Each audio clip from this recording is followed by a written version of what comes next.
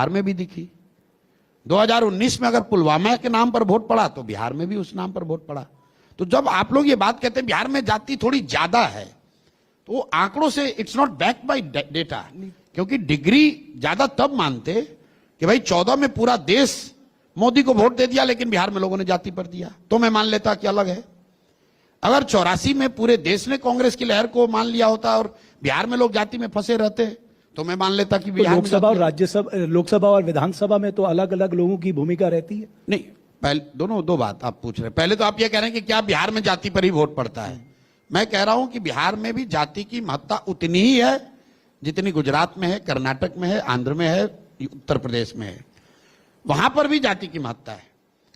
लेकिन ये मीडिया का या जो एनालिस्ट है, विशेषज्ञ अपने को बताने वाले लोगों का ये बायस है कि बिहार में ही जाति है। आप बताइए, कर्नाटक में लिंगायत वोका लिंगा की पॉलिटिक्स नहीं होती है? बिल्कुल होती है, बिल्कुल। गुजरात में क्षत्रिय पटेल की राजनीति नहीं होती है क्या? आंध्र प्रदेश में कापू कम्मा रेड्डी नहीं होता है क्या? आप लोग जब वहां मंच पर जाते हैं तो क्या आपने पूछा कि आंध्र में तो जाति पर ही वोट पड़ता है? ये सवाल आप बिहार में पूछ रहे हैं, मुझे इस पर ऑब्जेक्शन नहीं है। मेरा ऑब्जेक्शन उन सारे पत्रकारों से है। अभी आप कह रहे हैं हाँ बिल्कुल है, लिंगायत वोका लिंगा है, लेकिन आप कर्नाटक के पॉलिटिशियन को ये सवाल नहीं पूछते। ये पूर्वाग्रह है लोगों का बिहार के प्रति कि बिहार पिछड़ा क्यों है? अरे भैया यहां तो सब जाते पर होता है। बिहार गरीब भ्रष्टाचार क्यों है? अरे भैया यहां सब जाते पर होता है। मेरे भाई, जितने संख्या में लोगों ने मोदी जी को गुजरात में वोट दिया, उतना ही विश्वास बिहार के लोगों ने भी मोदी पर किया। अब ये अलग बात है कि प्रधानमंत्री होने के बाद मोदी जी को गुजरात की चिंता ज्यादा है, बिहार की चिंता कम है। तो यही बात जनसुराज जाकर बता रहा है कि मेरे भाई, मोदी जी का भाषण जाके सुन लो गुजरात में। बट वो तो कहते हैं डबल इंजन का प्रभाव हमारे बिहार में दिख रहा है। बिल्कुल दिख रहा है। गुजरात में जब मोदी जी जा रहे हैं, डबल इंजन की सरकार है, वो बता रहे हैं गिफ्ट सिटी कैसे बनेगा। क्या देश के किसी हिस्से में गिफ्ट सिटी का प्रोविजन है? गुजरात में मोदी जी जाते हैं, इन्वेस्टमेंट समिट की बात करते हैं। वहां पर 5 करोड़ सारे विद्यालयों में अटेंडेंस और पढ़ाई कंप्यूटराइज हो गया, इसकी चर्चा मोदी जी कर रहे हैं। सबसे बड़ा देश का सौर ऊर्जा केंद्र बन रहा है कच्छ में, उसकी चर्चा मोदी जी कर रहे हैं। गुजरात जब 75 साल का होगा 2034 में, तो वो कैसा दिखेगा, शिक्षा कैसी होगी, एग्रीकल्चर कैसा होगा, इसका ब्लूप्रिंट प्रधानमंत्री मोदी जी जाके बनवा रहे हैं। वही मोदी जी बिहार में आए तो बिहार में उन्होंने कहा कि यहां पर बहुत घुसपैठिया आ रहा है, यहां पर कुशवाहा मेरा परिवार है, मुसहर मेरा परिवार है, यादव मेरा परिवार है, पंडित मेरा परिवार है। हम तुम लोग को 4 किलो अनाज देंगे, यहां से तुम्हारे लिए ट्रेन खोलेंगे ताकि तुम्हारे श्रमिक परिवार के बच्चे आराम से जाएंगे। मोदी जी तो प्रधानमंत्री दोनों जगह सेम ही हैं, लोगों ने वोट दोनों जगह दिया, लेकिन गुजरात में वो विकास की बात कर रहे हैं और बिहार में एट बेस्ट या तो आइडेंटिटी की बात करते हैं या सबसिस्टेंस की बात करते हैं, या तो जाति धर्म की बात करते हैं या फिर 5 किलो अनाज की बात कर रहे हैं। आपने कभी सुना, आप लोग तो बड़े पत्रकार हैं, कि आज मोदी जी ने दिल्ली में बैठक की, पिछले 10 साल 15 साल की मैं बात कर रहा हूं, जिसमें उन्होंने चर्चा की कि देश के सबसे गरीब और पिछड़े राज्य बिहार में बाढ़ की स्थिति को सुधारने के लिए या पलायन को रोकने के लिए आज विशेषज्ञों को बैठाया गया, नीति आयोग में या प्रधानमंत्री कार्यालय में कोई बैठक हुई। अगर कोई सूचना, काम हुआ नहीं छोड़ दीजिए, अगर उन्होंने ऐसी कोई बैठक की तो आप मुझे दिखा दीजिए, मैं मोदी जी को आज से नेता मान लूंगा। मेरे भाई, ये गलती मोदी जी की नहीं है, ये गलती प्रशांत किशोर की है, बिहार के लोगों की है, जो 4 किलो अनाज पर अपना वोट दिए जा रहे हैं। जब हम लोग अपनी चिंता नहीं करेंगे, अपने बच्चों की चिंता नहीं करेंगे और गुजरात के बुलेट ट्रेन पर ताली बजाते रहेंगे, तो हम लोग के बच्चों को पैसेंजर भी नसीब नहीं होगा। तो आप पलायन को मुद्दा मान रहे हैं ना, तो उसके लिए मुद्दा हमने बनाया, अगर मान नहीं रहे। ये तो तेजस्वी भी इसका क्रेडिट ले रहे हैं कि हम बोल रहे हैं। तेजस्वी यादव और लालू यादव अगर पलायन पर 2012-13 से पहले कभी बोले हों तो उसका आप निकालिए वीडियो। मेरे भाई, ये जीवन भर ये लोग ये कहते रहे हैं कि बिहार के बच्चे अगर बाहर नहीं जाएंगे, बिहार का युवा बाहर नहीं जाएगा तो दिल्ली की व्यवस्था ठप हो जाएगी, बॉम्बे में ट्रेन रुक जाएगी, वहां पर सफाई नहीं होगा, कचरा फैल जाएगा। ये पहली बार प्रशांत किशोर ने, जनसुराज ने इस बात को कहा कि बाहर जाकर मजबूरी में कहीं काम करना, सब्जी बेचना, सफाई का काम करना, खेतों में काम करना, मजदूर के तौर पे काम करना गौरव की बात नहीं है, ये हम लोग के लिए शर्म की बात है। ये पहला जन स्वराज दल है जो ये बात कहता है। किसी बिहार के नेता ने आज तक ये नहीं कहा है, सामाजिक कमेंटेटर, सोशल साइंटिस्ट ने भी नहीं कहा है। ये प्रशांत किशोर ने सबसे पहले कहा कि ये गौरव का नहीं, ये हम लोग के लिए शर्म की बात है और ये बदलना चाहिए। तेजस्वी यादव को पलायन की क्या समझ है? पलायन का परिभाषा जरा पूछिए तो। आए थे आपके मंच पे? हमारे मंच पे मंत्री थे लेकिन वो आए नहीं। नहीं आए। जब अगली बार आप मिले तो पूछिए कि मतलब माइग्रेशन और डिस्ट्रेस माइग्रेशन में क्या फर्क है। भाई बताओ, आप तो कह रहे हैं तेजस्वी यादव पलायन को मुद्दा मानते हैं। मेरे भाई, लोग स्वेच्छा से हर राज्य से दूसरे राज्य में जाते हैं। इंडिया से लोग अमेरिका जा रहे हैं, इंग्लैंड जा रहे हैं। बात यहां डिस्ट्रेस माइग्रेशन की हो रही है, जहां पर मजबूरी में अपने बच्चों का पेट पालने के लिए लोगों को 10-12 हजार रुपए के लिए अपना घर परिवार छोड़कर बाहर जाना पड़ता है। उस पलायन की बात जन स्वराज कर रहा है। जो 2.5 लाख करोड़ रुपया पूंजी का पलायन हो रहा है, उस पलायन की बात जन स्वराज कर रहा है। जरा पूछिए तो यहाँ बिहार के नेताओं से कि ये पूंजी का पलायन क्या चिड़िया का नाम है, किस चिड़िया का नाम है? नहीं तो मुझे ये भी बता दीजिए ना। अरे ठीक है, अभी तो आपने अभी उप मुख्यमंत्री का आए थे यहाँ, वो आपको कह रहे थे, आपको भी बहुत कुछ बोल के गए हैं। मैं आता हूं उस पे। आएंगे, हमको क्या बोले छोड़िए। आपको उनसे ये पूछना चाहिए था कि प्रशांत किशोर पिछले 3 साल से कह रहे हैं कि 2.5 लाख करोड़ रुपया हर साल बिहार से यहां से बैंक ट्रांसफर कर रहे हैं दूसरे राज्यों में, जिसको मैं पूंजी का पलायन कहता हूं। जरा पूछिए तो यहाँ के फाइनेंस मिनिस्टर को, यहाँ के उप मुख्यमंत्री को, उसको अगर पता हो कि सीडी रेशियो होता क्या है, कि बिहार में सीडी रेशियो है कितना, कि पिछले साल जो 4.25 लाख करोड़ रुपया बिहार के लोगों ने जमा किया बैंक में, वो पैसा कहां गया? जरा पूछिए तो सही। आप कह रहे हैं कि उनको पलायन की समझ है।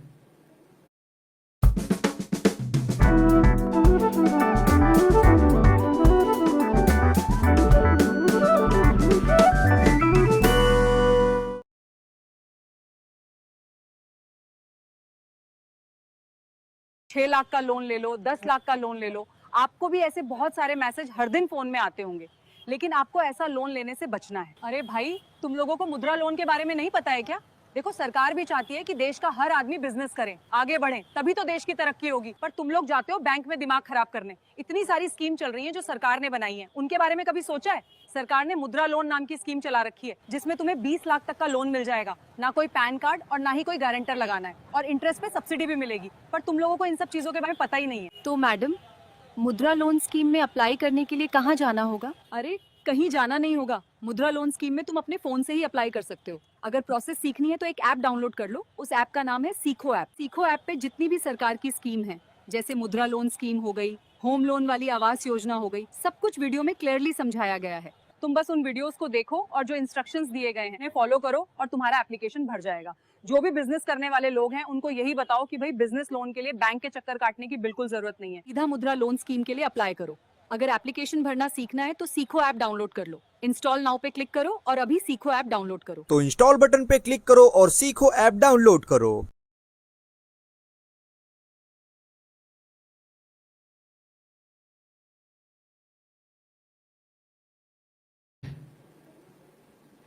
नहीं, लेकिन वो कह रहे हैं तो साहब, हम एड्रेस कर रहे हैं, हमने 1 लाख करोड़ को अगले 5 साल में नौकरी देंगे, 50 लाख लोगों को इस 5 साल में हमने नौकरी दी है। बहुत बहुत अच्छी बात है। पिछले 20 साल में क्या किया? 20 साल लूटने से मन नहीं भरा। अभी 5 बरस और बेवकूफ बनाना चाहते हो? आप बताइए कि 20 बरस सम्राट चौधरी भाजपा के नेता हैं अभी इस कालखंड में, तो दल बदलने वाले नेता हैं लेकिन अभी भाजपा के नेता हैं। तो भाजपा के नेता मोदी जी 2010 में बने, 2002 में बने गुजरात के मुख्यमंत्री। और उनके पूरे भाषण वक्तव्य आप सुन लीजिए। वो ये कहते हैं कि 2002 में जब गुजरात में मैं आया तो गुजरात भूकंप की चादर ओढ़कर सोया हुआ था, और लोग मुझसे ये कह रहे थे कि मोदी जी और कुछ हो चाहे न हो, कम से कम शाम के वक्त बिजली आ जाए ताकि खाने के लिए, बच्चों के पढ़ाई के लिए उतनी सुविधा हो जाए। और 10 साल में उनका दावा है कि उन्होंने गुजरात को ट्रांसफॉर्म कर दिया। गुजरात के मॉडल की चर्चा देश दुनिया में होनी चाहिए, ऐसा वो लोग समझते हैं। बट गुजरात तो हमेशा से अच्छी इकोनॉमिक ग्रोथ रही है। फिर आप उलट गए यार, मोदी जी की बात को काट रहे हो। मैं नहीं काट रहा, बोलिए। मोदी जी ने कहा कि 2002 से पहले गुजरात भूकंप की चादर ओढ़कर पड़ा हुआ था, वहां बिजली भी नहीं आती थी। हम नहीं कह रहे, ये मोदी जी ने कहा है। अब आप काटते हैं तो आप समझ लीजिएगा, प्रधानमंत्री की बात आप काट रहे हैं। 2002 में भूकंप की चादर ओढ़कर गुजरात सोया हुआ था, ये प्रशांत किशोर नहीं कह रहे हैं, ये मोदी जी का दावा है कि वैसे राज्य को मैंने 10 वर्ष में देश में सबसे बेहतर राज्य बना दिया। मैं बात ये कहना चाह रहा हूं कि मोदी जी भी ये कह रहे हैं कि 10 साल किसी राज्य को सुधारने के लिए बहुत लंबा समय है। तो बिहार में तो उनकी डबल इंजन की सरकार 20 वर्ष हो गई, तो अब 20 वर्ष के बाद तुमको ध्यान में आ रहा है कि पलायन कैसे सुधरेगा। और 50 लाख नौकरी रोजगार अगर उन्होंने दिया है तो मेरे भाई हम तो कह रहे हैं कि तेजस्वी ने दिया या नीतीश जी ने दिया या मोदी जी ने दिया, उन 50 लाख बिहार के बच्चों का नाम और पता आप सार्वजनिक तौर पे जारी कर दीजिए, हम लोग भी देख लें कि भाई तो क्लासिफिकेशन भी दे रहे हैं, 11.5 लाख सरकारी जॉब, 38 लाख जो है प्राइवेट जॉब। ठीक है, अब कोई भी जॉब हो, आपको एक आंकड़ा बता देता हूं, क्योंकि सम्राट चौधरी को आंकड़ा ना मालूम होगा ना आगे समझ पाएंगे। बिहार में चपरासी से लेकर मुख्य सचिव तक कुल जितने सरकारी नौकरी करने वाले लोग हैं उनकी संख्या है 26 लाख। 26,30,000 लोग यहां नौकरी करते हैं। अब 11 लाख नौकरी इन्होंने दे दी, 5 लाख नौकरी तेजस्वी जी ने दे दी। तो भाई मतलब बाकी के लोग क्या कर रहे थे वही अब हम नहीं समझ पा रहे। मतलब ये लोग कुछ भी कह सकते हैं। अगर 26.5 लाख में 15 लाख नौकरी नीतीश जी और सम्राट चौधरी और तेजस्वी यादव ने दे दी, तो बाकी 70 साल में 15 लाख लोग को ही नौकरी मिली। और एक बार को मान लीजिए इनकी बात कि 50 लाख नौकरी दे दी, तो बिहार की आबादी है 13 करोड़। 50 लाख नौकरी दे भी दी तो क्या किया भैया, 3% 4% हुआ। 95% आदमी को तो फिर भी राहत नहीं है। बिहार में 60% लोग भूमिहीन हैं, देश में 38% लोग भूमिहीन हैं। बिहार में लैंडलेसनेस 60% है। आपने क्या पूछा कि भूमिहीनों को जमीन देने की दिशा में आपने क्या काम किया। ये समाजवाद की राजनीति करते हैं, सामाजिक न्याय की बात करते हैं। 1990 से लेकर 2025 हो गया, 35 साल में लैंडलेसनेस बिहार में 1% कम नहीं हुआ। आप बता दीजिए, ये सवाल पूछिए। बिहार में 3% दलित ही 12वीं क्लास पास करते हैं। ये हमारा आंकड़ा नहीं है, जातीय जनगणना कराया है इन लोगों ने, उसी में लिखा जिस जनगणना को कराने में 500 करोड़ रुपया खर्च किया, उस पर राजनीति की, उसको खुद पढ़ा भी नहीं है। उस जनगणना के रिपोर्ट में लिखा है 3% दलित बिहार में 12वीं पास करता है, 5% से कम अति पिछड़ा समाज के लोग 12वीं पास करते हैं, और 7% से कम मुस्लिम समाज के बच्चे 12वीं पास करते हैं। और पूरे समाज को पिछले 35 वर्ष में आरक्षण के नाम पर लड़ा लड़ा कर बर्बाद कर दिया।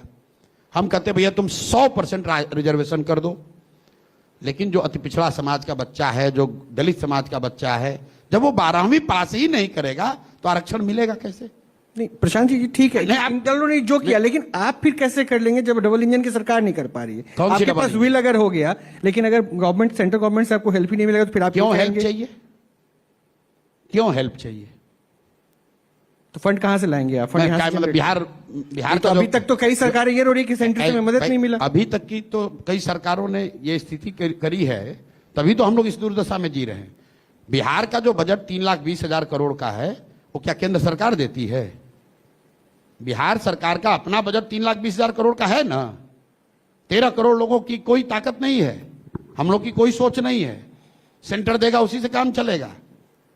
हम लोग वो लोग हैं जो जनसुराज ने कहा है कि हमको विशेष राज्य का दर्जा भी नहीं चाहिए। ये इसलिए क्योंकि विशेष राज्य का दर्जा हमेशा हर कोई मांगता रहा। नहीं चाहिए, उसकी जरूरत नहीं है। बट प्रशांत जी ये तो विशेष राज्य के दर्जा से क्या हो जाएगा? विशेष राज्य की दर्जा को पहले आप समझिए, उससे क्या होता है। विशेष राज्य के दर्जा से इतना ही होगा कि जो सेंटर की स्कीम्स हैं 90s उसमें सेंट्रल गवर्नमेंट का प्रोविजन जो है वो 60 से बढ़कर 90 हो जाएगा। मान लीजिए मनरेगा को आप ले लीजिए, आपने सेंटर का अभी है कि भाई 40% आपको फंड देना, 60% मनरेगा दिल्ली से आता है। अगर स्पेशल स्टेटस आपको मिल गया तो आज मनरेगा में पिछले साल बिहार का यूटिलाइजेशन है 39%। तो अगर केंद्र सरकार का कंट्रीब्यूशन बढ़ भी जाए तो आपका तो यूटिलाइजेशन की कैपेसिटी नहीं है। जब आप उसको यूटिलाइज ही नहीं कर पा रहे हो तो सेंटर का कंट्रीब्यूशन 60 हो या 90, और जो पैसा आया उसमें 40% तुमने लूट लिया, घूस लिया। तो सेंटर का पैसा अगर आता भी ज्यादा तो यहां ज्यादा लोग लूटपाट मचाते। मेरे भाई, सिर्फ सेंटर के पैसा आ जाने से थोड़ी ना सुधार हो जाएगा। पिछले साल बिहार में 61,000 करोड़ रुपया अनयूटिलाइज्ड गया है, अपना फंड। आप कह रहे फंड नहीं है भाई, आप लोग सीनियर पत्रकार हैं, मैं बोलूंगा, लोग कहता है भाई पत्रकारों पर आप झल्लाते हैं। Explore ETFs on Angel One. Invest smart, invest your way. Open free Demat account now. Investments in securities market are subject to market risks. Read all the related documents carefully before investing.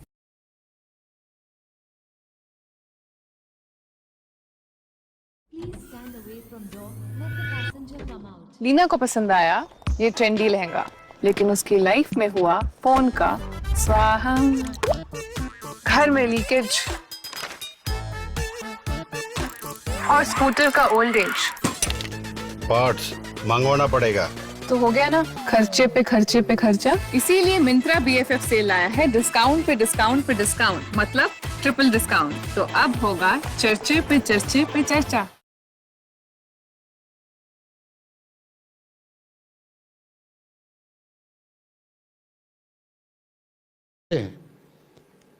Government on record 61,000 crore has gone unspent. और आप कह रहे हैं कि पैसा कहां से लाओगे? ये वही आपका पूर्वाग्रह है, बिहार में तो पैसा है नहीं। तो मतलब आप कह रहे हैं कि इनके पास विल नहीं था? है? इनके पास विल नहीं था करने का? विल नहीं, it's what I call in Bihar it's power of inertia. काम नहीं करना है, काम नहीं करना है यार। चोरी जितना आया उसी में चोरी कर लो, ज्यादा चोरी करने के लिए भी काम नहीं करना है। और ये कोई बिहार की स्थिति है ऐसी बात नहीं है। दुनिया भर के जितने डेवलपमेंटल इकोनॉमिक के मॉडल आप देखेंगे, कई राज्य जब इस तरह की गरीबी के कुचक्र में फंस जाते हैं तो लोग जो है उसी में लूटपाट कर रहा है, उसको बढ़ाने का, केक को बड़ा करने का प्रयास ही नहीं है। ऐसा नहीं कि महाराष्ट्र में, तमिलनाडु में, कर्नाटक में करप्शन नहीं है। शायद in terms of magnitude the corruption is more in Karnataka, Maharashtra, Tamil Nadu then Bihar, लेकिन as proportion of the total budget Bihar में करप्शन ज्यादा है। क्यों? क्योंकि तमिलनाडु में बजट है 7 लाख करोड़, बिहार में बजट है 3 लाख करोड़। अब यहां 3 लाख को इसको बढ़ाना नहीं है, इसको जो है इसी में से लूटना है। बट प्रशांत जी, इसीलिए मर रहे हैं हम लोग। प्रशांत जी, एक बात जो आपने कही ना कि सेंटर को हम यहां से व्यवस्था कर लेंगे, बट सर इसमें से भी अगर आप देखेंगे स्टेट ओन रेवेन्यू रिसोर्सेज जो है वो 60 से 70 हजार करोड़ है। मेरे भाई देखिए, मेजॉरिटी एक तो आप पहले एक बात समझ लो कि जो सेंटर से पैसा स्टेट को मिलता है वो कोई सेंटर एहसान नहीं कर रहा है, टैक्स कलेक्ट हो रहा है। उसमें फिनेंस कमीशन का एक रिकमेंडेशन है, फॉर्मूला होता है, उतना पैसा टैक्स में आपको राज्यों को भेजना ही भेजना है। अगर 42% पैसा फिनेंस कमीशन ने बनाया हुआ है कि ये पैसा राज्यों को जाएगा, तो सरकार चाहे मोदी जी की हो या आपकी हो, वो 42% पैसा बिहार का देना है, क्योंकि वो टैक्स का कलेक्शन बिहार में हो रहा है। वो कोई एहसान नहीं कर रहा है। ये तो नेता खड़े होकर भाषण देते हैं कि हमने इतना पैसा भेजा, अपने पिताजी का पैसा थोड़ी भेजे हो भाई। जो पैसा यहां से कलेक्ट होके जाता है, बिल्कुल सही बात, उसी में से तो आप सेंट्रल जो पूल बनता है, उस पूल से आप डेवोल्यूशन का फॉर्मूला है, और वो फॉर्मूला हम लोग नहीं बनाते। एग्री कर रहा हूं आपकी बात। एक मिनट रुकिए। फिनेंस कमीशन जो स्टैट्यूटरी बॉडी है, केंद्र सरकार बनाती है, वो हर 5 साल पर ये फॉर्मूला तय करते हैं और ये बताते हैं कि किस राज्य को कितना पैसा मिलेगा। एक मिनट रुकिए। जीएसटी आया, पहले बिहार को बैकवर्ड रीजन ग्रांट मिलता था, अब नहीं मिलता है। वो चाहे मोदी जी की सरकार हो या किसी की सरकार हो। As proportion of total central pool there has been no increase in central grant to और सेंट्रल सपोर्ट टू बिहार। ये बेवकूफ नेता यहां आकर, सर वो आप इतनी ग्रोथ अरे सुनो तो मेरी कहेंगे। बात भाई, सुनो मेरी बात। अब अगर आप सवाल टेक्निकल पूछ के समझना चाहते हो तो समझिए, नहीं तो दिन भर आप नेताओं से बात कर ही रहे होंगे, प्लीज वो आपको समझा ही रहे होंगे यहाँ का जाति का समस्या। मेरे भाई ऐसा है कि as proportion to the central pool Bihar का एलोकेशन 1% भी नहीं बढ़ा है पिछले 10 साल में। अब सम्राट चौधरी जैसे नेता, भाजपा के नेता आकर कहेंगे कि मोदी जी ने 5 लाख करोड़ रुपया दे दिया। अरे भाई, तो सेंट्रल का बजट भी तो 15 लाख करोड़ से बढ़ के 45 लाख करोड़ हो गया। वो तो नॉर्मल चीज है। बिहार में नीतीश जी कहते हैं हम जब मुख्यमंत्री बने थे तो 25,000 करोड़ बजट था, अब 3 लाख करोड़ बजट है। ये आपका कोई, ये तो नॉर्मल इन्फ्लेशन एडजस्टेड ग्रोथ है। वो कोई भी रहेगा, आप नहीं भी रहते, 15 साल आप नहीं भी रहते तो भी इतना हो जाता है। आपकी मुख्य महत्वपूर्ण बात यह है कि 1990 में जब लालू जी मुख्यमंत्री बने तो देश का सबसे गरीब और पिछड़ा राज्य था बिहार। 2005 में जब नीतीश जी मुख्यमंत्री बने तो भी देश का सबसे गरीब और पिछड़ा राज्य था बिहार। और आज 2025 में जब 20 साल इनके हो गए डबल इंजन के, तो भी देश का सबसे गरीब और पिछड़ा राज्य बिहार ही है। This is what should be looked at, not कि भाई इन terms of total quantum budget कितना बढ़ गया। भाई पहले रेंट 4,000 लगता था, 10,000 रुपया लग रहा है। प्रसाद जी, आपको जैसे आपने कहा ना रेवेन्यू डेफिसिट ग्रांट, तो ये तो फेलियर है। जब आपका रेवेन्यू यहां से इतना कलेक्ट नहीं हो रहा है तो आपको अपना प्रेजेंटेशन देना चाहिए कि हमें क्यों नहीं मिल रहा जब हमारी स्थिति ऐसी है तो करके। इसलिए कई राज्यों को मिला है। इसलिए नहीं मिल रहा है कि आपने शायद देखा नहीं, सीएजी ने रिपोर्ट जारी किया है जिसमें यह बताया गया कि पिछले 5 साल में 70,000 करोड़ रुपया का बिहार सरकार ने कंप्लायंस रिपोर्ट सबमिट नहीं किया है। अब कई लोगों ने इसको करप्शन का मुद्दा बताया कि ये गबन हुआ है। हम लोग उन लोगों में से नहीं है जो कह देंगे 70,000 करोड़ चोरी हो गया। ये मैंने जो कहा पावर ऑफ इनर्शिया है, पैसा लिया, खर्च किया, कुछ चोरी किया, लेकिन खर्च का जो रिसिप्ट है, जो पेमेंट का जो डॉक्यूमेंटेशन है वो पूरा नहीं किया। यूटिलाइजेशन सर्टिफिकेट नहीं दिया। इसका नतीजा क्या हुआ होगा? आप देख रहे हैं कि 70,000 करोड़ रुपया का यूटिलाइजेशन सर्टिफिकेट नहीं गया। मैं ये देख रहा हूं कि उस यूटिलाइजेशन सर्टिफिकेट के न जाने से बिहार का शायद 2 लाख करोड़ रुपया जो मिल सकता था वो नहीं मिला। आप इसका एग्जाम्पल देखिए, किसान स्वनिधि का पैसा पूरे देश में पर कैपिटा बेसिस पे सबसे कम आया है बिहार में। हर किसान को 2-2 हजार रुपया आना है, 3 इंस्टॉलमेंट 6,000 सबसे कम बिहार में आया है। क्यों? क्योंकि जो लिंकेजेस थे बैंक अकाउंट आधार का, वो बिहार सरकार ने किसानों का करा कर भेजा ही नहीं जितना भेजना चाहिए था। पीएम आवास योजना में सबसे कम आवास कहां बने? बिहार में। क्यों? क्योंकि यहां सरकार सो रही है। मनरेगा में यूटिलाइजेशन बंगाल में बगल में 90% है, बिहार में 39% है। क्यों? क्योंकि यहां के अधिकारियों को फुर्सत ही नहीं है चोरी करने से। मेरे भाई, आप काम करोगे तब तो पैसा आएगा। काम करेंगे, रेवेन्यू बढ़ेगा, चोरी रुकेगी, रेवेन्यू बढ़ेगा। और आप एक और पैसे की रो रहे हैं, दूसरे और आपने शराबबंदी लागू कर रखी है जिससे आपका 20,000 करोड़ का नुकसान हो रहा है। तो मतलब आप आएंगे तो शराबबंदी को हटा देंगे? 1 घंटे में हटा देंगे। तो ये तो कह रहे हैं कि वुमेन कार्ड है जो महिलाओं से जुड़ा हुआ था नीतीश कुमार। मेरे भाई कौन कह रहे हैं? ये कौन? पहले नाम बताइए। बीजेपी के लोग। बीजेपी। अब बीजेपी वाले इतने समझदार लोग हैं तो देश में किसका राज है? बीजेपी का। तो इतनी बढ़िया स्कीम बिहार के महिलाओं को ही काहे दे रहे हैं ये लोग? पूरे देश की महिलाओं को क्यों वंचित कर रखा है इससे? Fixed returns of 9 to 12% with bonds. I started investing in bonds with just 10,000 rupees on Wintwealth. And you know what? They have options of bonds maturing in just 3 months. If you have any sudden expenses, you can sell this bond anytime. Get 9 to 12% fixed returns. तो चाहे passive income के लिए investment करनी हो, किसी short term goal के लिए, या just to diversify your portfolio. Try bonds today, just at 10,000 rupees. Get 9 to 12% fixed returns. Download Wintwealth app now. Investments in debt securities, municipal debt securities, securitized debt instruments are subject to risks, including delay and or default in payment. Read all the offer related documents carefully.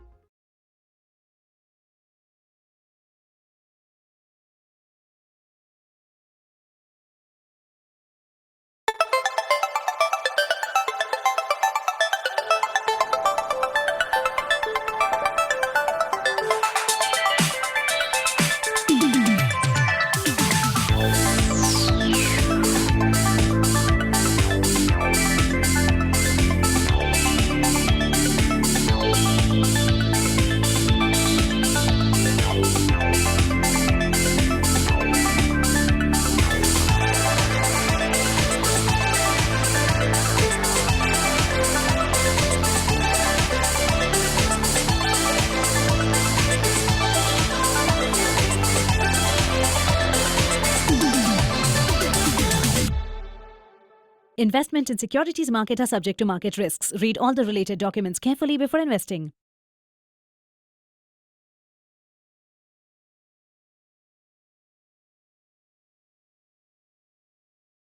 कर रखा है इससे। भाई देश में उनकी सरकार है, बिहार पर काहे इतना एहसान कर रहे हो? यहां बगल में यूपी में भी लागू कर दो। पूरा देश में लागू कर दो, पूरे देश की महिलाओं का सशक्तिकरण होना चाहिए ना। कि या बीजेपी कह रही है कि बिहार की महिलाओं का सशक्तिकरण होना चाहिए और पूरे देश की महिलाओं का के खिलाफ अपराध बढ़ना चाहिए। अगर शराबबंदी से महिलाओं का सशक्तिकरण हो रहा है जैसा वो दावा कर रहे हैं, तो मेरे भाई, there is a phrase called evidence based policy making. Evidence आपके पास है, पूरे देश में लागू कर दो, यूपी में लागू कर दो, मोदी जी लागू कर दे, पूरे देश में लागू कर दे, कौन रोका है? अच्छा, एक सवाल ना, आपने पूछा, आप दे दीजिए जवाब। क्यों नहीं पूछा? अगर बिहार के महिलाओं को इतना फायदा हो रहा है तो भाई आप यूपी के महिलाओं को क्यों महरूम कर रहे हो इस सुविधा से? तुरंत वहां भी लागू कर दो भाई। बिहार में लगा है शराबबंदी, यूपी का रेवेन्यू बढ़ रहा है, बगल के वहां ठेके वो डबल ठेके दे रहे हैं। बिहार से लगते हुए एरिया में यूपी के ठेकों के नीलामी के रेट डबल हो गए, वो पैसा कमा रहे हैं। अब बिहार के लोग बेवकूफ बनकर अपना पैसा जाकर वहां दे रहे हैं, और यहाँ के हम लोग को ज्ञान दे रहा है कि इससे महिला का सशक्तिकरण हो रहा है। तो इस टॉपिक पे सिर्फ मतलब महिलाओं को आप कन्विंस कर लेंगे इस बात पे?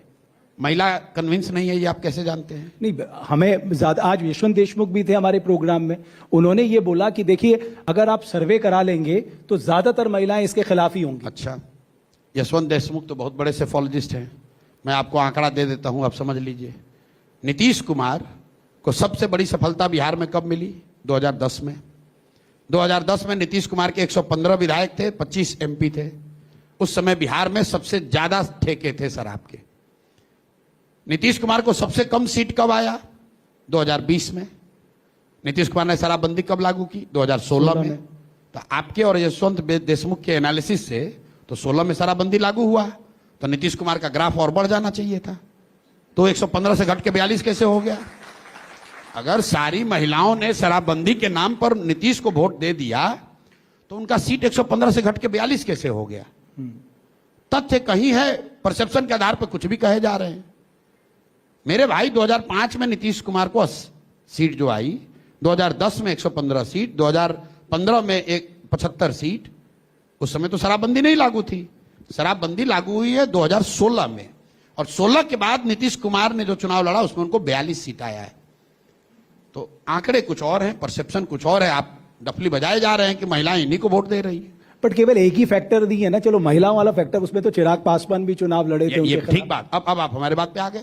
अभी तो आप करते कि शराबबंदी से ही सब हो रहा है। यशवंत देशमुख ने ऐसा कहा है। ना, मैं आपसे पूछ रहा हूँ कि आप कन्विंस कर पाए, इसका मतलब मेरे भाई देखो, पहली बात आप समझो, जो यशवंत देशमुख ने कहा कि अगर आप महिला से पूछोगे कि शराबबंदी होनी चाहिए कि नहीं, बोले बिल्कुल होना चाहिए। लेकिन शराबबंदी होना ना चाहिए। बिहार में शराबबंदी है कहां? बिहार में तो एक फर्जी शराबबंदी का कानून है जिसमें शराब की दुकान बंद है और घर घर शराब बिक रही है। वही 100 रुपया की शराब 300 रुपए में बिक रही है। तो जब उसी महिला से पूछोगे आप फॉलोअप क्वेश्चन, शराबबंदी होनी चाहिए, बोलेगी हाँ होना चाहिए। क्या बिहार में है? बोलेगा नहीं है। क्या अभी की जो व्यवस्था है कंटिन्यू करना चाहते हो? कहते हैं बिल्कुल नहीं चाहते, इससे तो पहले से भी ज्यादा नुकसान है। तो पूरा सवाल पूछिए ना।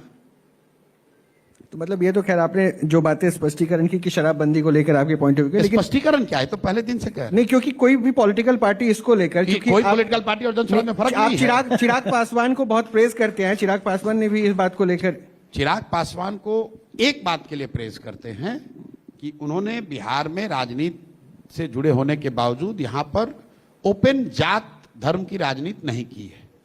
इसके अलावा वो हर जिस तरह की पॉलिटिक्स करते हैं उस पर हमारा कोई टीका टिप्पणी करने का कोई औचित्य नहीं है। उनका अपना पॉलिटिक्स करने का तरीका है।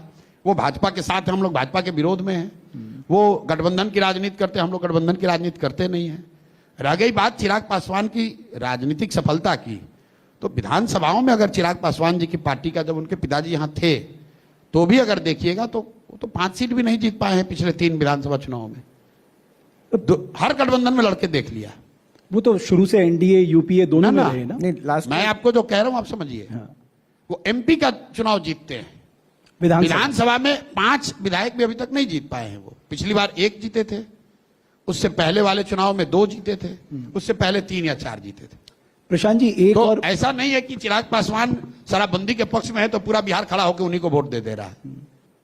मैं आपको इतना बात कह रहा हूं कि उसका सीधा कोई लिंक नहीं है। ये आपके दिमाग में बना हुआ है। शराबबंदी लागू करेंगे, महिलाएं ऐसी चाहती हैं इसलिए सारी महिला हमको वोट दे देंगी, इसलिए मैं जीत जाऊंगा। आंकड़े बिल्कुल इसके उलट है। प्रशांत जी, एक और बात, मैं आपका एक इंटरव्यू सुन रहा था, आपने कहा देखिए इंडस्ट्रियलाइजेशन से ज़्यादा इम्पॉर्टेंट है कि हम अपने लोगों को पूंजी दें और उनको कुछ रोजगार के लिए प्रेरित करें जी। But at the same time जितने भी डेवलप, अगर आप देखेंगे कि स्टेट्स की भी बात कर लें, इंडस्ट्रियलाइजेशन तो जरूरी है, क्योंकि आपके पास प्राइवेट इन्वेस्टमेंट तभी आएगा, तभी आपकी ग्रोथ है बढ़ेगी। आप तो पूरा अध्ययन करके आए हैं। पूरे देश की इकोनॉमी में जो 3 पिलर होते हैं, एग्रीकल्चर, मैन्युफैक्चरिंग और सर्विस सेक्टर। मैन्युफैक्चरिंग का कंट्रीब्यूशन क्या है? जब मोदी जी प्रधानमंत्री बने थे तो 18%। उन्होंने लक्ष्य निर्धारित किया था मेक इन इंडिया से हम इसको 25 कर देंगे, अभी घट के हो गया है 15। खैर वो अलग डिबेट है, राहुल गांधी उसके लिए काफी है। एग्रीकल्चर और मैन्युफैक्चरिंग, जिसमें बिग इंडस्ट्री शामिल है, दोनों मिलाकर इंडिया लेवल पर इकोनॉमी में उनका टोटल कंट्रीब्यूशन 30 से 35% रहा है पिछले 30 वर्षों में। पूरी भारत की जो इकोनॉमी है वो 60 से 65% सर्विस सेक्टर पे, कंजम्पशन लेड है। बिहार में भी ये रेप्लिका है, सिर्फ इंडस्ट्री कम है, एग्रीकल्चर थोड़ा ज्यादा है, लेकिन यहां पर भी 60% इकोनॉमी सर्विस सेक्टर है। तो हम लोग क्या कह रहे हैं कि जॉब वहां पर है, जॉब एग्रीकल्चर में नहीं क्रिएट हो सकता है। जॉब सिर्फ फैक्ट्री लगाने से नहीं होगा, फैक्ट्री लगाने से कुछ जॉब बनाए जा सकते हैं, लेकिन 13 करोड़ आबादी के लोग, 13 करोड़ आबादी वाले राज्य में जहां 60% इकोनॉमी सर्विस सेक्टर है, जब तक उसमें ग्रोथ नहीं आएगा तब तक बिहार की इकोनॉमी बढ़ नहीं सकती है। जब तक बिहार की इकोनॉमी नहीं बढ़ेगी तब तक जॉब आएगा नहीं, कंजम्पशन बढ़ेगा नहीं।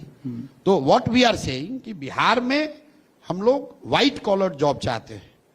मैं ब्लू कॉलर जॉब के फेवर में नहीं हूं। अच्छा, मैं ये नहीं चाहता हूं कि जो बिहार का लड़का तमिलनाडु के फैक्ट्री में काम कर रहा है वो आकर बिहार में फैक्ट्रियों में काम करने लगे। मैं ये चाहता हूं कि वहां पर जो सड़क बनाने में काम कर रहा है, जो खेतों में काम कर रहा है, वो यहां आए, ट्रेनिंग ले, यहां वो काम करे जिसको व्हाइट कॉलर जॉब आप कहते हैं।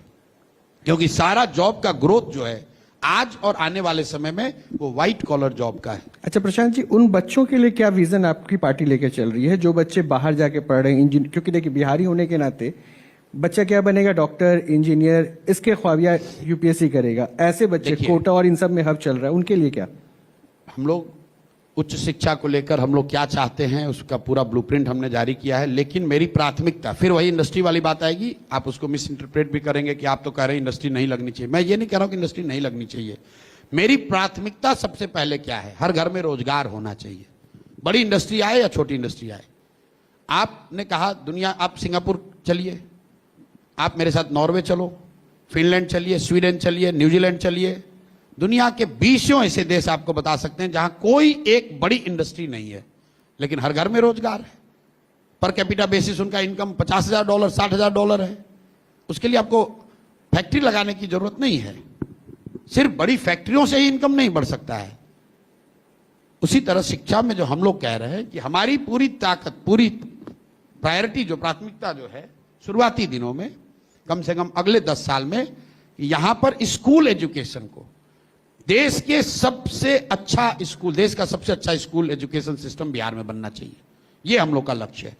जब एक बार बच्चा यहां 12वीं क्लास तक अच्छा पढ़ ले तो उसके बाद वो कोटा जाकर पढ़े या बेंगलोर जाकर पढ़े, उससे दिक्कत नहीं है। दिक्कत अभी ये है कि बिहार में 90% बच्चे 12वीं पास नहीं कर रहे हैं, और जब तक उनको वो नहीं पढ़ाया जाएगा तब तक वो बाहर जाकर मजदूरी। सवाल वही है कैसे, क्योंकि यहाँ तो चरवाहा विद्यालय खोल दिया गया था, लेकिन प्रश्न वही था कि स्कूल तक ला नहीं पाए ना। कभी कभी जो सवाल कर रहे हैं ना उसका कोई रेलेवेंस ही नहीं है। चरवाहा विद्यालय कहाँ है भैया? किसी जमाने में, उसी जमाने की बात मैं कह रहा हूँ, उस जमाने को बीते हुए 25 साल हो गया, लेकिन जंगल राज उसी को दिखा के लोग अभी भी कह रहे हैं। जो कर रहे हैं उनसे पूछिए। 20 साल जो यहाँ पर शिक्षा व्यवस्था नीतीश कुमार ने बढ़ाई, बताइए। आपने कहा पैसा नहीं है। बिहार का एजुकेशन बजट है 77,000 करोड़ का, 77,000 करोड़ पर ईयर। 77,000 करोड़ रुपया खर्च करती है बिहार सरकार यहाँ के बच्चों के पढ़ाई पर, और 7 अच्छे विद्यालय यहां नहीं है। ऐसा क्यों है? इसके लिए दोनों समाज और सरकार दोषी है। पिछले 2-3 दशकों में, खासकर नीतीश जी के आने के बाद, एक ऐसी सोच बन गई कि जो शिक्षण संस्थान है, समता मूलक शिक्षा नीति बनाने के नाम पर इन्होंने हर गांव, हर मोहल्ले में स्कूल खोल दिए। नतीजा क्या हुआ कि जहां बिल्डिंग बनी वहां शिक्षक नहीं है, जहां शिक्षक है वहां बिल्डिंग नहीं है, जहां दोनों है वहां बच्चे नहीं है, जहां तीनों है वहां पढ़ाई नहीं है। कुछ लोग बताते हैं, आपको बताएंगे कि भैया बिहार में शिक्षा नीति इसलिए खराब है क्योंकि यहां पर खिचड़ी बंटता है स्कूल से। तो मेरे भाई पूरे देश में स्कूलों से खिचड़ी बढ़ता है, और बिहार में 6वीं क्लास तक खिचड़ी बढ़ती है, उसके ऊपर तो नहीं खिचड़ी बढ़ता है। फिर वहां क्यों नहीं पढ़ाई हो रही है? कुछ लोग आपको ये बताएंगे कि यहाँ पर जो शिक्षक हैं वो घूस लेके उनका बहाली हुआ है, उनकी क्वालिटी अच्छी नहीं है। तो मेरे भाई आप ये बता दो, पटना साइंस कॉलेज में तो नियोजित शिक्षक नहीं है, यहाँ पर पढ़ाई क्यों नहीं हो रही है? ये इसलिए नहीं हो रही है कि समाज और सरकार दोनों की प्राथमिकता में कहीं ना कहीं शिक्षा नीचे चला गया, और शिक्षण संस्थाएं ये सिर्फ सरकारी योजनाओं को पाने और बांटने का केंद्र बन गया। तो गांव में अगर आप जाएंगे, वहां पर देखेंगे कि लोग स्कूल, सरकारी स्कूल में नाम सिर्फ इसलिए लिखवा रहे हैं कि हमारे बच्चे को खिचड़ी मिले, पोशाक मिले, साइकिल मिले, कुछ पैसा मिल जाए। और सरकार भी ये समझती है कि चलो इतना पैसा खर्च हो रहा है शिक्षकों पे, तो ये पढ़ा तो रहे नहीं, तो चलो इनसे कुछ दूसरा ही काम करा लो। तो कभी वोटर लिस्ट बनवा रहा है, कभी सफाई का काम करवा रहा है, कभी उनसे मानव श्रृंखला बनवा रहे हैं। तो जो जन सुराज कह रहा है कि हम लोग इस व्यवस्था को बिल्कुल उलट देंगे, और जो स्कैंडिनेवियन कंट्रीज का मॉडल है, where the evidence is rather than taking good school to every village, take children to the good school. और हम लोगों ने पूरे बिहार का अध्ययन किया और ये देखा कि अगर आज जो प्रखंडों की संख्या है 550, जो बढ़कर 800 होनी चाहिए एडमिनिस्ट्रेटिवली, क्योंकि नीतीश कुमार ने उस प्रखंड और जिला की संख्या बढ़ाई नहीं है तो दिक्कत है, लेकिन अगर आज की संख्या भी मान लें तो हर प्रखंड में आप 10 विद्यालय आपको चाहिए, ताकि हर गांव से बच्चा 20 मिनट के अंदर उस स्कूल में पहुंच सके। तो हम लोग ये कह रहे हैं कि जन सुराज आने वाले 10 वर्षों में हर प्रखंड में 5 से 10 ऐसे विद्यालय बनाएगा जो विश्व स्तरीय विद्यालय होंगे, और बच्चों को स्कूल बस की सुविधा दी जाएगी ताकि वो उस विद्यालय में पहुंच सके। मैं 10 वर्ष क्यों कह रहा हूं? क्योंकि हम राजद नहीं हैं, क्योंकि मैं तेजस्वी यादव नहीं हूं। अगर मुझे 10 विद्यालय बनाने हैं तो उस पर खर्चा करीब करीब 3 लाख करोड़ रुपया आएगा, उतना पैसा है नहीं। हर साल हम लोग 15 से 20 हजार करोड़ रुपया निकाल सकते हैं जिससे कि ये विद्यालय बनाए जाएं, और लक्ष्य ये है कि हर प्रखंड में एक विश्व स्तरीय विद्यालय हर साल बने। अगर हम लोग ये करेंगे तो अगले 5 साल में हर प्रखंड में 5 ऐसे विद्यालय हो जाएंगे। और जो मैपिंग, जियो स्पैटियल मैपिंग हमने कराई है, हमने ये देखा कि अगर 5 विद्यालय भी बन जाए तो 20 से 25 मिनट में हर गांव से बच्चे को वहां पहुंचाया जा सकता है। अब जितने दिन में ये स्कूल और व्यवस्था बनेगी, बाकी बच्चे क्या करेंगे? उसके लिए जनसुराज ने कहा कि जब तक आपके गांव की स्कूल की व्यवस्था नहीं सुधरती है, आप अपने बच्चे को प्राइवेट स्कूल में भेजिए, उसका फीस हम लोग भरेंगे। कुछ लोग बहुत उत्साहित होकर बोले कि अरे इससे तो सब लड़का चला जाएगा, सर प्राइवेट स्कूल में कहां से पैसा आएगा? बिल्कुल गलत बात। पूरे दुनिया का रिसर्च ये बताता है कि अगर प्राइवेट और सरकारी दोनों व्यवस्था हो और दोनों में एक तरह की सुविधा हो, तो ज्यादातर लोग सरकारी विद्यालयों में जाना चाहते हैं, सरकारी अस्पतालों में जाना चाहते हैं। अगर आज बिहार भर के, पटना के लोगों को यह अवसर दे दिया जाए कि आपके बच्चे को मेडिकल करना है, पटना पीएमसीएच से कराओगे या रमैया से कराओगे? रमैया से कराओगे, उसका फीस सरकार भरेगी। 100 में 80 आदमी कहेगा भैया हमको फीस नहीं चाहिए, हमको पटना मेडिकल कॉलेज में एडमिशन चाहिए। तो हम लोग का जो अनुमान है, जो हम लोगों ने स्टडी करा है, कि करीब करीब अगर ये सुविधा दे दी जाए, वाउचर स्कीम जिसको वेस्ट में कहते हैं, कि बच्चा जन्म होता है आपको वाउचर मिल जाता है, आप तय कर लो कि सरकारी में पढ़ोगे कि प्राइवेट में। सरकार को तो खर्च दोनों में देना है। ये आप लोग का, ये सामान्य पब्लिक का भ्रम है कि सरकारी स्कूल फ्री है। बिहार में प्रति छात्र स्कूली एजुकेशन के लिए, स्कूल एजुकेशन के लिए बिहार सरकार 864 रुपया प्रति माह खर्च कर रही है, और उसी गांव में जो प्राइवेट स्कूल है वो 400 रुपया 500 रुपया फीस ले रहा है। तो हम लोग की सोच ये है कि 1/3 बच्चे हम लोग प्राइवेट में शिफ्ट करेंगे, और कोशिश होगी कि अगले 5 साल में कम से कम 5 अच्छे विद्यालय बने। इतना तो गारंटी है कि अगले 5 साल में बिहार की जो स्कूली शिक्षा व्यवस्था होगी वो देश में सबसे बेहतर होगी, ये तो एकदम गारंटी। प्रशांत जी, अभी क्या था ना कि शुरू में मैंने देखा कि कोई पॉलिटिकल पार्टीज आप पे कोई ओपिनियन नहीं दे रही थी और कोई आप पे कोई टिप्पणी भी नहीं कर रहा था। नहीं, मैं वही तो बता रहा हूं, आपने जानबूझकर बिलो द बेल्ट वार करना शुरू किया ताकि मैं इनको मजबूर कर दूं मुझ पे बोलने के मतलब आप चोरी करते हैं ये बताना बिलो द बेल्ट है? राजनीति में तो ये वर्ड ही बोला जाता है ना कि आपने बिहार को, गरीब बिहार को लूट कर अमेरिका में घर बना लिया, ऑस्ट्रेलिया में माइंस खरीद लिए, और इसको मैं बता रहा हूं तो मैं बिलो द बेल्ट बोल रहा हूं? आप बताइए। तो आप बिहार जैसे गरीब राज्य में यहाँ के अफसर और बड़े नेता, हम लोगों ने नहीं सुना था कि यहाँ ये लोग ऑस्ट्रेलिया में, इंग्लैंड में, अमेरिका में प्रॉपर्टी खरीद रहे हैं। इतना पैसा लूट लिया है कि वो पटना में इन्वेस्ट नहीं कर सकते। बिहार में इन्वेस्ट करने के लिए उतना पैसा कंज्यूम करने की जगह नहीं है। मतलब मैं आपको कैमरे पर बहुत जिम्मेवारी से कह रहा हूं कि बिहार में लोगों के लिविंग मेमोरी का ये भ्रष्टतम व्यवस्था अभी चल रहा है। लालू जी के राज में इससे बहुत ज्यादा अपराध था, अपहरण था, गुंडागर्दी थी, हत्या होती थी, लूटमार होता था। लेकिन सरकारी भ्रष्टाचार के मामले में इस सरकार ने पीछे के सारे रिकॉर्ड तोड़ दिए। घर अगर साफ और ऑर्गेनाइज्ड हो तो मूड भी काम रहता है और रिश्ते भी। देखो, कहानी तो सबके घर की वही है। मेरा घर भी ऐसा ही था। एक दिन काम वाली बाई नहीं आई तो पूरा घर सर पे आ जाता था। कहाँ से काम शुरू करें और कहाँ से खत्म समझ ही नहीं आता था। लड़ाई झगड़ा क्लेश ऊपर से और होते थे। फिर मुझे मिला सीखो ऐप, जहाँ से मैंने सीखा कि अपने घर को व्यवस्थित कैसे रखें। उसके बाद तो मानो मेरा जीवन ही पलट गया और मैं खुशी से अपना जीवन जी रही हूँ। तुम भी दूसरों पे डिपेंडेंट मत रहो और घर के छोटे मोटे काम खुद से करना सीख लो। और इसका बेस्ट तरीका सीखने के लिए सीखो ऐप डाउनलोड कर लो। सीखो ऐप पे एक शो आता है, simplify home management, space saving kitchen organising tips और डेली क्लीनिंग और लॉन्ड्री को कैसे मैनेज करें। सीखो ऐप के एक्सपर्ट शॉर्ट्स वीडियोस में आपको ये सब सिखा देंगे। तो डेली के झगड़े और लड़ाई से छुटकारा चाहिए तो सीखो ऐप डाउनलोड करिए। इंस्टॉल नाउ पे क्लिक करो और अभी सीखो ऐप डाउनलोड करो।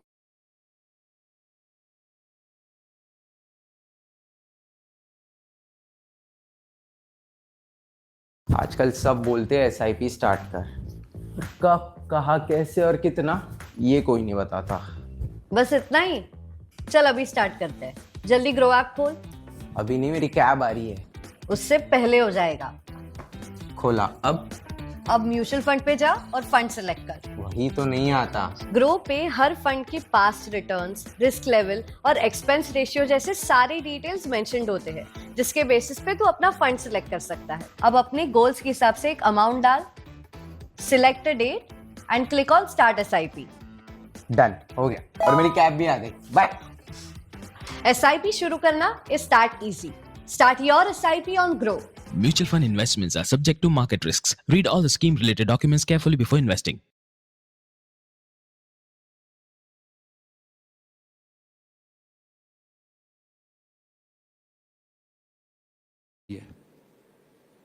अब हम लोग उस बात को बोल रहे हैं तो आप कह रहे हो बिलो द बेल्ट है। तो वो आज तो कह रहे थे कि साहब आप डिफॉर्मेशन का केस भी वो करने के नहीं। आज आपको मैं इतना कमजोर दिख रहा हूं कि डिफेमेशन से मैं डर जाऊंगा। मतलब आप लोग डिफेमेशन को तो ऐसे बोल रहे हैं जैसे सुप्रीम कोर्ट ने उनको एक्सोनरेट कर दिया कि भाई आपने गलती नहीं की। आप पर हमने इल्जाम, आप पे आरोप लगाया, आप एक वकील को हायर किए, नोटिस बना के भेज दिया। इससे क्या हो गया? जवाब दो पब्लिक को कि तुमने लिया है कि नहीं लिया है। डिफेमेशन नोटिस भेजने से क्या तो अभी आपके वकील ने नोटिस भेजा, हमारे वकील ने उसका जवाब दे दिया। तो अभी तर्कश में, आपके तर्कश में कुछ और तीर हैं इस तरह के? जो तीर लगा है उससे उठ गया। नहीं और हैं। मतलब जो तीर लगा, दिलीप जायसवाल को जो तीर लगा, क्या उससे उठ पाए? नहीं, कुछ और लोग। अभी आ रहा हूं उस पे। मतलब सनातन धर्म में एक चीज सिखाया जाता है कि जो योद्धा मूर्छित हो जाए उस पर बाण नहीं चलाना चाहिए। तो दिलीप जायसवाल को 2 बाण लगाया गया।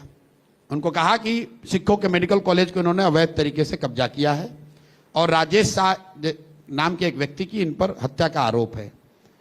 दोनों बात से तो उठ नहीं पाए हैं। अभी तक जवाब ये नहीं दिया, आपके मंच पर भी आकर नहीं कहा कि नहीं हमने कब्जा नहीं किया है, आके चेक कर लीजिए, क्योंकि कब्जा किए हुए हैं। ये नहीं कहा कि हमारी हत्या में हमारा नाम नहीं है, क्योंकि नाम था, नाम है, केस चल रहा है। मंगल पांडे पर हमने कहा कि इन्होंने 25 लाख रुपया, उसका मैंने प्रमाण दिया, बैंकिंग के डिटेल दिए कि इन्होंने घर खरीदने के लिए खर्च किया, लिया पैसा दिलीप जायसवाल से। तो उन्होंने मान लिया कि हाँ भाई लिए थे, पिताजी के अकाउंट के थ्रू लिए थे, बहुत हमारे पास पैसा नहीं था इसलिए लिए थे। तो हमने फिर अकाउंट जारी कर दिया कि आप कह रहे हो कि हम इतने ईमानदार हैं कि 25 लाख रुपया दिलीप जायसवाल से कर्ज लेके घर खरीदे हैं, और जिस अकाउंट से आपकी पत्नी के अकाउंट से घर खरीदा गया उसी अकाउंट में 2 करोड़ 22 लाख रुपया जमा हुआ है। तो 2 करोड़ 22 लाख रुपया जमा है और 25 लाख रुपए दूसरे से कर्ज ले रहे हो। इस बड़ा नया इकोनॉमिक्स है। तीसरी बात हम लोगों ने सम्राट चौधरी जी के लिए कही, जो अभी शायद यहाँ आए थे, मुरेठा मंत्री। कभी मुरेठा खोलते हैं, कभी मुरेठा बदलते हैं, पहनते हैं। आप बताइए, आप लोग तो देश के चैनल हैं, कोई ऐसा उप मुख्यमंत्री या बड़ा नेता जिसने पिछले 20 वर्ष में अपना नाम 3 बार बदला हो? इनका पहला नाम सम्राट कुमार मौर्य, इन पर मर्डर केस हुआ और ये 3 महीने जेल में गए। जेल से इसलिए नहीं निकले कि इन्होंने मर्डर किया था कि नहीं, जेल से इसलिए निकले कि इन्होंने वहां पे दस्तावेज सबमिट किए कि ये नाबालिग हैं, ये 15 साल इनकी उम्र है, और जुवेनाइल कोर्ट ने वो राहत दी। ध्यान रखिए, केस से बचे नहीं, जुवेनाइल कोर्ट ने इनको वहां से बेल दिया है। और उस बात की चर्चा उन्होंने कभी की है? अभी मैंने कहीं सुना कि कह रहे कि हमको तो लालू जी ने फंसाया था। आज भी कह रहे थे। सुन लो, अब तो उसका जवाब सुन लीजिए। ये तब समता पार्टी में थे, 95 की घटना है। इनके पिताजी शकुनी चौधरी चुनाव लड़ रहे थे, काउंटिंग का दिन था। सदानंद सिंह जो उनके ओपोनेंट थे, कांग्रेस के कैंडिडेट थे, उनके घर पर जाकर बमबारी हुई, 6 लोगों की मृत्यु हुई। 2 लोग, सदानंद जी और एक और उनके साथी, घायल हो गए। उनको एम्बेसडर कार से उठा के, कार का नंबर भी आपको दे दूंगा, उठाकर उनको हॉस्पिटल ले जाया गया। वहां पर ये दोबारा लोग गए, वहां पर हमला किया, उनकी हत्या कर दी। अरेस्ट कौन हुआ? सम्राट चौधरी और इनके साथी। शकुनी चौधरी जी वो चुनाव जीत गए, वो यहां आए, तब वो समता पार्टी में थे और डिफेक्ट करके लालू जी के पार्टी में चले गए, तब उनका वहां से जान बचा। ये उल्टा बात कह रहा है कि लालू जी ने हमको फंसाया, लालू जी ने तुमको निकाला, नहीं तो उसी जेल में रह जाते। और निकाला इसलिए क्योंकि शकुनी चौधरी जो समता पार्टी के टिकट से चुनाव लड़े थे, जाके रिकॉर्ड चेक कर लीजिए, वो डिफेक्ट होकर लालू जी की पार्टी में आए। 95 में लालू जी की सरकार बनी, उन्होंने इनकी मदद की, और फिर वहीं नहीं, डील के तौर पर इनको, ये ना एमएलए थे ना एमएलसी थे, इनको मंत्री बनाया गया। और ये जब उस केस से निकले तो नाम अपना सम्राट कुमार मौर्य से बदलकर राकेश कुमार कर लिए। जब ये मंत्री बने तो इन्होंने शपथ लिया राकेश कुमार के नाम से। अपोनेंट्स ने केस कर दिया कि अरे तो 15 साल अभी वहां कोर्ट में पेपर लगाया है कि 15 साल मेरी उम्र है, तो ये मंत्री कैसे बनेगा? और इन्होंने पेपर लगाया था नाबालिग का, इसका डबल सबूत हो गया कि एक तो कोर्ट से छूटे वहां, और दूसरा सुप्रीम कोर्ट ने कहा कि आप नाबालिग हैं, आप यहां से, आपको मिनिस्टर छोड़ना पड़ेगा। इनको छोड़ना पड़ा। सुप्रीम कोर्ट के दस्तावेज में बिहार विद्यालय परीक्षा समिति ने यह लिखा कि सम्राट कुमार मौर्य नाम का एक व्यक्ति प्राइवेट स्टूडेंट के तौर पर मैट्रिक का एग्जाम दिया था, जो कि 234 नंबर पाया, रिजल्ट फेल, मैट्रिक फेल। इसका प्रमाण देखिए, 1998 में जब ये चुनाव लड़े तो अपने इलेक्शन एफिडेविट में इन्होंने उस मर्डर केस का जिक्र नहीं किया। ये कहा कि मैं 7वीं पास हूं, और अब आपको सुनते हैं कि बता रहे हैं कि यूनिवर्सिटी ऑफ कैलिफोर्निया से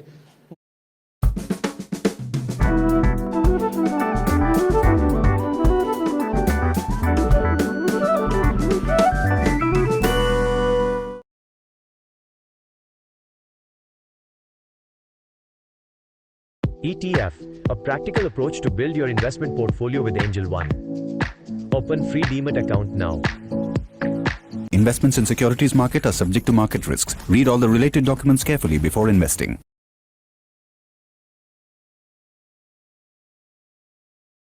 से डॉक्टर मानद डिलीट दिया ना, हम डॉक्टर थोड़ा लगा रहे, कह रहे थे। अच्छा, मान लीजिए मानद मिल गया भाई। हम लोग को तो बिना मैट्रिक पास करने के बाद आपको यूनिवर्सिटी ऑफ कैलिफोर्निया पागल है कि वो दे देगा आपको डॉक्टरेट डिग्री? कौन सा अपना बड़ा आपने पराक्रम कर दिया। चलिए मान लीजिए आपको मिल गई मानद। हम तो छोटा सवाल पूछ रहे हैं, 10वां तो पास किए हो गए, तो बता दो भाई किस साल 10th पास किए? आपने भी नहीं पूछा कि सर मानद मिला कि उपासद मिला, वो सब छोड़िए। आप ये बताइए कि 10वां पास कब किए, 10th क्लास किस दिन पास किए हो, ये बता दो।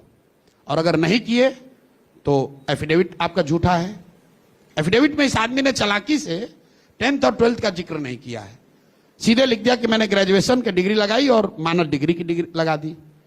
देखिए, आप 10th नहीं किए हैं कोई बात नहीं है, लेकिन बताओ तो कि भाई नहीं किए हैं, फिर मानद डिग्री लेके डॉक्टर बन के काहे घूम रहे हो? आपकी जिम्मेवारी है, आज नहीं बताए तो अगले दिन जाकर पूछिएगा। भाई सब बात छोड़िए, इधर उधर की बात मत कीजिए, बता दीजिए किस साल आप 10वां क्लास पास किए। और ये हम ही नहीं कह रहे, अब तो उन्हीं के पार्टी के आर के सिंह जी ने कह दिया। बट भाई आप बताइए प्रशांत जी, सुप्रीम कोर्ट ने जब एजुकेशनल क्वालिफिकेशन क्रिमिनल बैकग्राउंड के बारे में अपने एफिडेविट में देना मैंडेटरी कर दिया, अगर व्यक्ति कोई गलत देता है तो उसकी सदस्यता चली जाएगी। तो अब जानी चाहिए। तो वही तो आप तो मेरी बात कह रहे हैं। अब हम लोग करेंगे केस। वही मैं कह रहा हूं, वो करिए ना फिर आप। अब देख लिए इम्पैक्ट तो तब आएगा। अरे अभी तो आएगा, अभी तो शुरू हुआ है। आपने कहा तर्कस में और तीर बाकी है क्या? अब इस बार जब ये चुनाव लड़ेंगे तो वहां पर केस होगा। तो कोई ब्रह्मास्त्र भी रखा है अभी आपने? नहीं, अब इन पर केस होगा पहले। अब इनका कैरियर तो गया, या तो ये सही बात माने और न मानेंगे तो इन पर केस होगा। इलेक्शन कमीशन अब हमको तो बम से उड़ा नहीं पाएंगे, इतना दम तो है नहीं। इन पर केस होगा। जब ये इस बार इलेक्शन लड़ेंगे तो एफिडेविट देखा जाएगा और तब कैमरे पर बात होगी कि इन्होंने क्या लिखा। आपको डर नहीं लग रहा ये सब कहने में, क्योंकि अकेले आप घूम रहे हैं? बिल्कुल घूम रहे हैं, है ना। और आपको डर नहीं लगता? कोई नहीं डर है? कोई डर नहीं। बिहार के लोगों का आशीर्वाद मेरे साथ है। बिहार में कोई मुखिया बनता है, वो 4 गनमैन लेकर चलता है। मैं इसी बिहार में 3 साल से बिना एक सिपाही लिए पैदल चल रहा हूं। ना आज कुछ हुआ है ना आगे कुछ होगा। अच्छा, बिहार का एक एक बच्चा, जब मैं गांव में जाता हूं, लोग हमारे अगल बगल खड़े होते हैं कि भैया चिंता मत कीजिए, हम लोग खड़े हैं साथ में। मैं बिहार के किसी भी नेता को, जिसको भी आप बड़ा नेता कहते हैं, सम्राट चौधरी है, तेजस्वी यादव है, नीतीश कुमार है, अगर इनमें दम है तो अपने गांव में तेजस्वी यादव राघोपुर में, नीतीश कुमार हरनौत में, सम्राट चौधरी तारापुर में, बिना सुरक्षा के ही अपने गांव पंचायत में पैदल चल के दिखा दे। इनका हिम्मत नहीं है जाने का। क्या बड़े नेता बनेंगे? चलिए, और हम इनके गांव में जाते हैं। इनके गांव में आप ये डेट तय कर दे, हम जाते हैं, कुछ नहीं होगा। ओके, चलिए एक आखिरी सवाल। वो शंकराचार्य अभिमुक्तेश्वरानंद जी इस समय एक गौ यात्रा निकाल रहे हैं। 1 मिनट, वो इस पर आने से पहले सर्वदलीय नेता पर एक चीज छूट गया, जिसने हमको 100 करोड़ का हम पर नोटिस भेजा है। चलिए माना तो उस आदमी क्यों मान तो लिया कि उसका 100 करोड़ का है झाल बजाने वाला सर्वदलीय नेता। सम्राट चौधरी का आज हमने सुना है, सम्राट चौधरी कह रहे हैं, अशोक चौधरी का किसी इंटरव्यू में जवाब दे रहे थे, शायद आप ही यहीं पे दे रहे। आपने ध्यान नहीं दिया होगा, अपने सारे उत्तर को उन्होंने हिंदी में नहीं अंग्रेजी में दिया है। आज गजब अंग्रेजी बोल रहे थे। अंग्रेजी में उन्होंने आपको क्या बोला कि I am now making the strategy how to give the answer, ताकि पब्लिक को यह लग जाए कि भाई अशोक चौधरी तो आंसर तो दे दिए और पब्लिक को समझ भी ना आए कि क्या देता। अंग्रेजी में बोला है 5 मिनट। आप बताइए, आप हिंदी में सवाल पूछ रहे हैं। अच्छा, तो ये रहस्य ये है। और क्या आपको क्या लगता है वैसे बेवकूफ है? भाई बिहार की जनता हिंदी बोलती है ज्यादा। आप हिंदी में सवाल पूछे, हम आपको फ्रेंच में उत्तर देने लगे। इसका मतलब क्या है कि हम उत्तर दे भी दें और किसी को समझ में भी ना आए। आपने ध्यान नहीं दिया, हमने ध्यान दिया कि भाई आज अशोक चौधरी अचानक से अंग्रेजी में बोल रहा है। वाह, या तो ये दिखाना चाहते हैं कि बहुत पढ़े लिखे हैं, क्योंकि पढ़ाई की चर्चा शुरू हो गई है बिहार में, नेताओं की चर्चा हो रही है कि भाई कितना पढ़े लिखे हो। तो उसका मूल तत्व, क्योंकि उस 5 मिनट में उस आदमी ने ये नहीं बताया कि उसने बेनामी संपत्ति खरीदी है कि नहीं, उसने ये नहीं बताया कि 200 करोड़ रुपए का इल्जाम सही है कि गलत। वो कह रहा हम क्यों जवाब दें, why should I answer, let me strategise, I am making the strategy how to answer. अब लोग सोचे भाई बहुत बड़ा उत्तर दे दिया और आप भी उसको काउंटर नहीं कर रहे।